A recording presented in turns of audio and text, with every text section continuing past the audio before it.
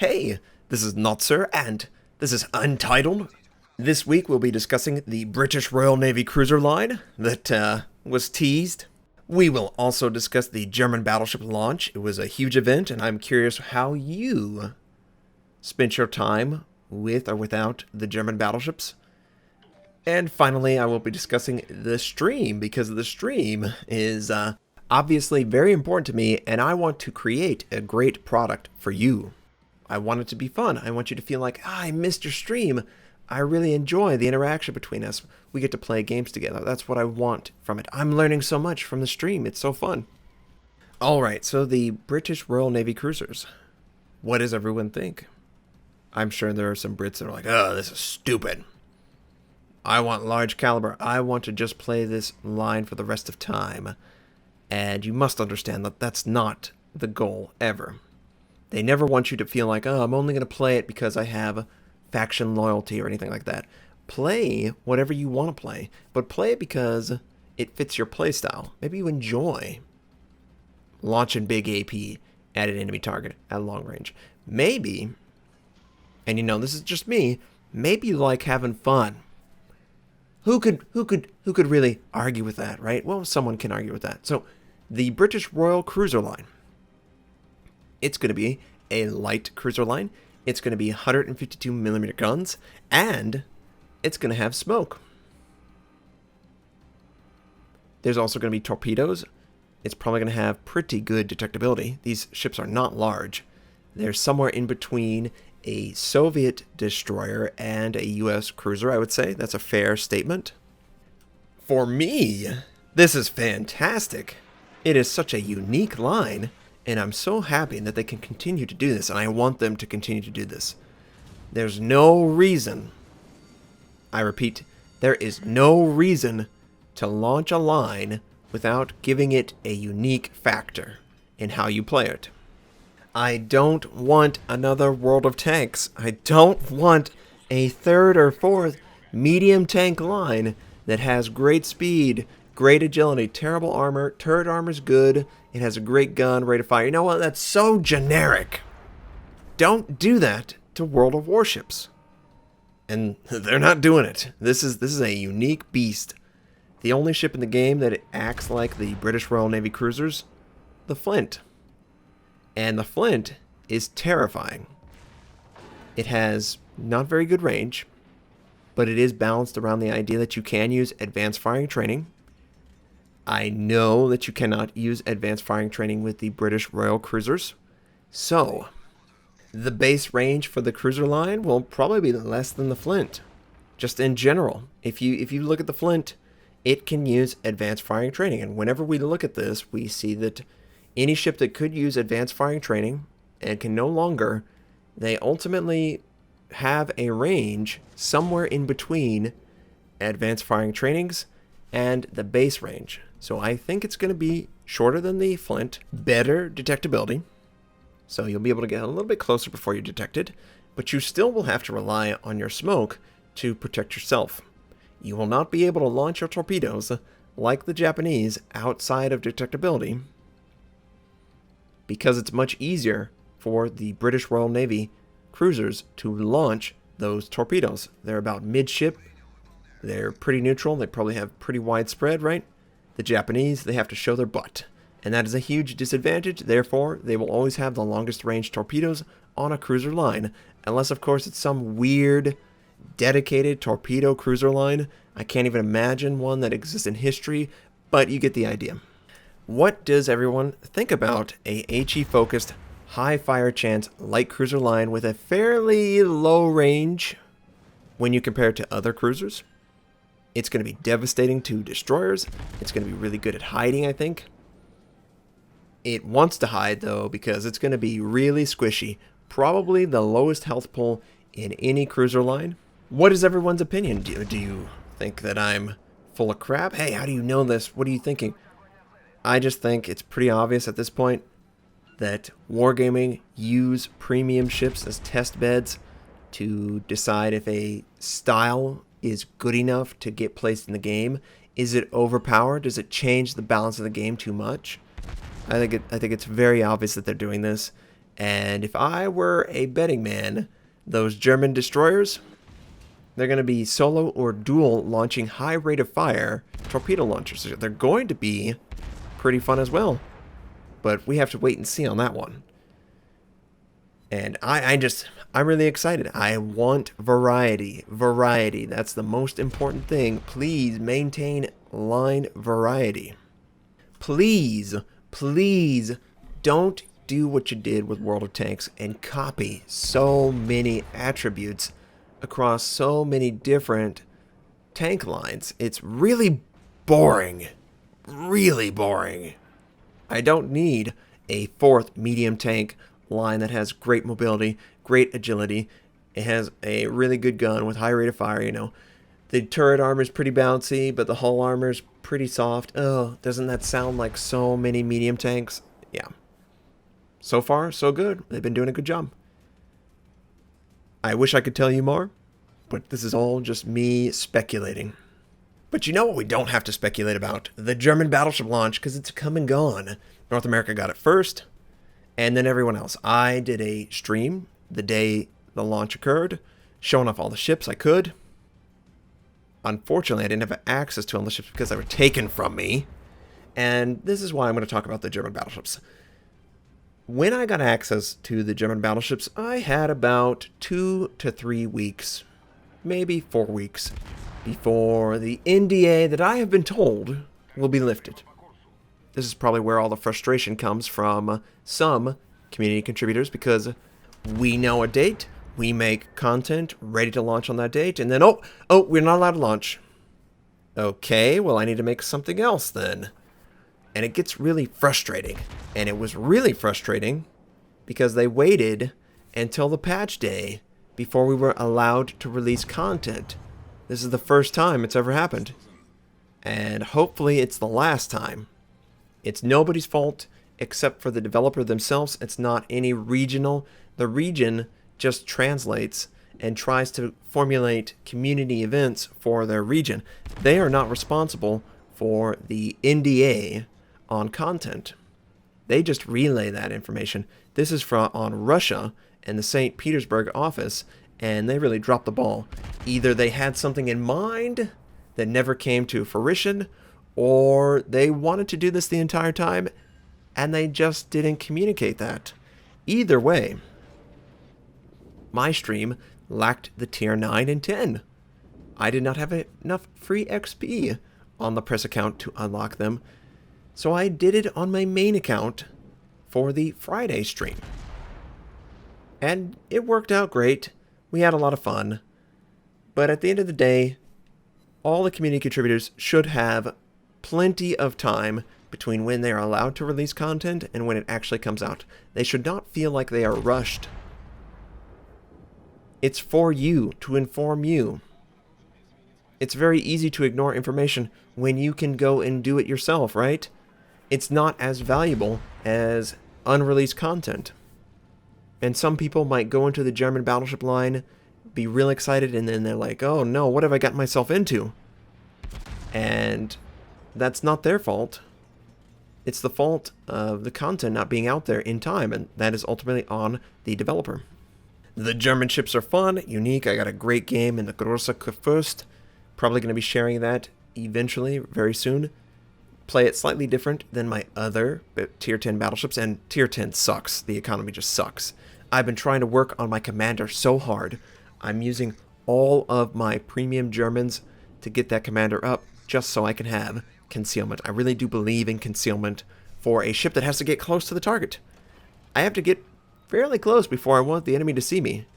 I can't really afford to have a secondary build when most players at tier 10 don't want to be anywhere near each other. So let's talk about the stream itself. The stream is going great. I had a little hiccup here or there. I'm trying to adjust that, make it work. I do let loose a little bit more. I might let a bad word come out, a curse word. I don't try to, but overall, it's really fun. It's 5 hours or so of just having fun. Right now, we do Wednesday, Friday, and Saturday. It might be Wednesday, Friday, and Sunday because apparently a lot of people stream on Saturday. for World of Warships, and I don't want to step on anyone's toes. That's the last thing I want to do. I just want to find a time slot that's convenient for me. I do want a weekend day, so people who have jobs and aren't able to enjoy it can find the time to enjoy it, hopefully. And what I have noticed is when I'm streaming or when I'm normally playing the game, I don't try to narrate. I'm usually very silent, obviously. I think most people are like this, very silent, and then you have excitement or depression in a really micro moment in the battle. Now, I have attempted, and I don't know if this is appropriate, I have considered just commenting as frequently as I do right now in this video in a battle, discussing my thought. I'm going to pull a tactical Notser because I feel like the gearing is sending out torpedoes right now, and indeed he was. We had to pull the tactical Notser in order to stop ourselves, and that was 100% strategy right there. I felt it. I felt those torpedoes incoming. So what I envision my stream to evolve into is a little bit more narration, just a touch. I would prefer to be able to tell you moment to moment what I'm thinking about, why I'm thinking about doing just that. Also, introducing my build each time I load in. I think that's pretty simple. Now, I might not have overlays that come on screen.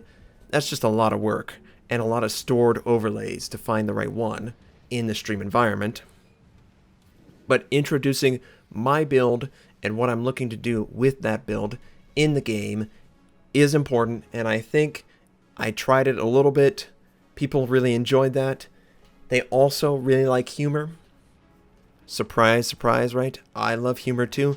If someone can be really good at a game and really humorous, there's no other reason to watch anything else, I think. It's a great combination because I see this as an excuse to get together with people of like-minded, similar interests, talk about everything that we like, but also gain a little bit of knowledge. Learn about how to play the game. Maybe in this scenario, you've never seen the scenario. How did he react? Oh, he reacted that way. Oh, he ran into an island. That's hilarious. How did he do that? Oh, look, he's chasing down a guy trying to ram him. How silly is this moment? I think I can absolutely try to narrate a little bit more moment to moment what my plan is, what I want to do, have a little bit more fun with that as well. I want the stream to be the best possible stream it can be. I don't see a lot of people trying to narrate what they're doing, but there's also a lot of people who just can't talk while they're doing stuff. They can't think outside of exactly what they're doing in the moment. Now, I'm not taking a shot at him, but Poimain, I will play games with Poimain. I have played games with Poimain for so long, and if Poimain is in a situation that is maybe challenging for him, maybe he's in close proximity of an enemy ship and he's engaging him. It's really tense. He's got to think about exactly what he's doing to avoid taking damage or doing damage. I will ask him a question and I will get zero response whatsoever. And I have to check, is my microphone on? Yes, it is. Of course it is. He is just focused on that moment so much that he cannot process everything and maintain a ability enough to take out the target. He has to focus. I can do this because I basically trained myself since I was 10 years old to speak in TeamSpeak, all this stuff. I've been doing this forever. So it's not a hard thing for me. I'm just trying to gauge everyone's enthusiasm for the stream. I know. I'm going to have fun when we're loading up, waiting for stuff. Obviously, there's going to be random questions that are asked. But overall, I think that probably people would prefer a little bit more moment-to-moment narration, a little bit more information about why I'm doing this particular tactic in that particular moment. But I could be wrong. I could be reading it wrong. I really love how excited people are when I pull a Notser or whatever. That gives me so much energy. It's really funny. You would think failure in that moment would be a negative, but seeing everyone just enjoy it so much, the chat is just completely covered in pulling Notsers and just laughing and all that stuff, and that's great. If my failure can bring you joy, then it is way, way worth it. There's no comparison. I will absolutely not try to hide from my failure. And the chat will celebrate it with lots of laughs and whatever icons they want to spam. It's always fun. It really is fun. I can't believe how much fun that is. You would see it and it would just go a mile a minute and you couldn't be a part of it, but I can see how people are having fun with the real-time communication on something that they enjoy watching together. So that's the stream. We're going to really try, and based on your feedback in the comments, it will really push me one way or the other. I am going to try to be more descriptive in my explanation, moment to moment, in combat, during a stream, about what exactly I'm doing. That's the goal. Plus be humorous, plus answer the questions. That is my triple threat of a stream. That's what I want it to be about. And yeah, feedback is welcome. So, what else have we been doing? Well, I mean, been playing World of Warcraft, and it's fun. I'm ready for Legion. It's about to come. I have been enjoying the German battleships. My favorite one is the Scharnhorst. I can't lie. It's the Scharnhorst. It's just so good. It really is. Now, some questions that people ask me, and these are more stream-related right now. Why don't you have a camera? I'm a bad person about cameras. I don't take enough pictures. I don't do enough things with that. I just don't want to forget the moment. And as far as cameras for streams is concerned, I think it should be about the game. That's the way I see it. Celebrating the game. Now, I can explain what I'm doing, but I don't ever want a player or a viewer to look at the screen and say that 90% of it is wasted information. I want it to be about the game, and that might be the wrong way to go. I might change my mind, but right now the real excuse, I don't have any camera, so I don't see a reason to have one right now. Another question, why don't you use overlays? I don't like them. I find that they are distracting, and they encourage bad behavior. And I'm not saying bad behavior in viewers, I'm saying bad behavior in the streamer. Some streamers, it's an excuse to show a really hilarious audio clip or something like that. And that's great. That's really fun. I remember Dan's Gaming, he would do a train every time he would get 10 subs, or 15 or 50. And it was hilarious, right? He was so over the top, and it was so funny. Or during Horror Month, he would have the top donation scared the bejesus out of everyone, including himself. That stuff is hilarious. Where you can thematically be involved with the stream. It makes perfect sense for Horror Month when a jump scare will scare everyone, right? It's really fun to be able to do that. But I don't like it when I see certain streamers using a text-to-speech as a way of getting money from someone to provide input to the stream itself. You can just say hello. You can ask me a question. I will try to answer your question as best as I can. That's the whole interaction part of the stream. I'm not going to hold hostage my knowledge behind a paywall. That's what it feels like when I see the text-to-speech sort of thing pop up on the screen. So at the end of the day, I really, really appreciate all the support. There's tons of people who have followed me. There's tons of people who want to donate, subscribe, that sort of thing. I want the subscription to be worth it. Whenever I get partner, and it's going to be a couple weeks, they just have to go through time at this point. Everything is in order. I have plenty of viewers. I just need to rack up days so they can give me partner. When they give me partner, the quality of the stream will go up, and you will be able to scale the stream if you cannot handle it right now.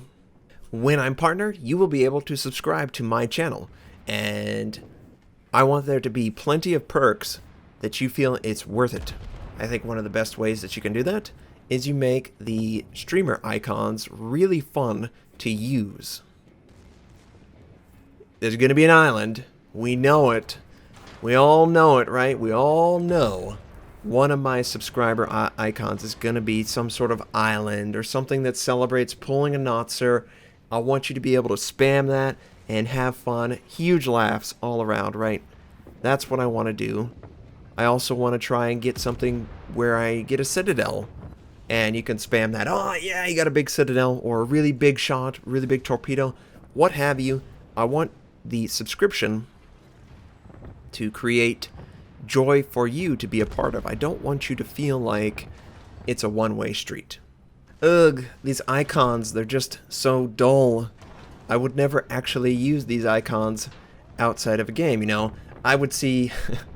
I see pulling a Notser as some sort of failure, so I could just envision as a streamer or someone might run off the road or, you know, kill himself or whatever. There it is, that icon for failure. My failure spread throughout the community.